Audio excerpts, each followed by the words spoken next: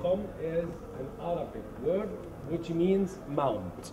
As most of this archaeological sites used to be covered by sand, so it used to look to the people as if they are mounds. So the one in Alexandria was called Qom al-Shu'afa.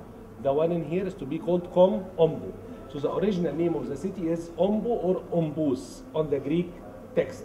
And it used to be the capital of the second state.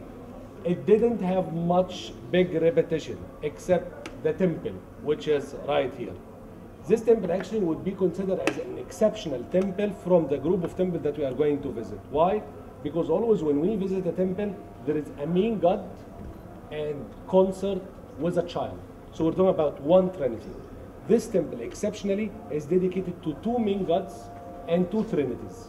So we have always to think that there is an imaginary line which is dividing the temple into two parts.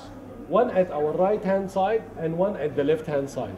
The right hand side here is to be dedicated to Sobek, S-O-B-E-K.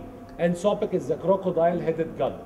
The one at the left hand side over there is dedicated to Horus. And Horus is the falcon-headed god that we've seen before and is one of the most famous. Now, Horus is one of the gods like Ra. Everyone in ancient Egypt would worship Horus, Isis, Ra. But Sobek might be much local, related to this area. You always worship what you would be afraid of. So the crocodiles became gods. Then the Egyptian worshipped Horus in here, so they guarantee a finance to the temple. Who would care for Sobek? Only the people who are living here. But Horus, there are many people who would care, and many priests, and many would finance as well. The outside here is an open court, which was decorated by 16 pillars. Unfortunately, we lost all the top parts. But if we look at the corner pillar over there, or the second pillar, you're going to see remains of the original color. A relief which is showing the coronation of the king. King Ptolemy VI is represented right here, and his coronation is to be done by goddess Isis and the goddess Hathor, the two very famous gods in ancient Egypt. But who's supervising this? It is the crocodile-headed god Sobek, and behind him is goddess Hathor, his consort right here. Okay. In the temple of Komombo right here, we would have three passageway, transversal hall, until we reach to the Holy of Holies. For the ancient Egyptian, the year used to be consists of 12 months. The months would be consist of 30 days. That will make 360 days.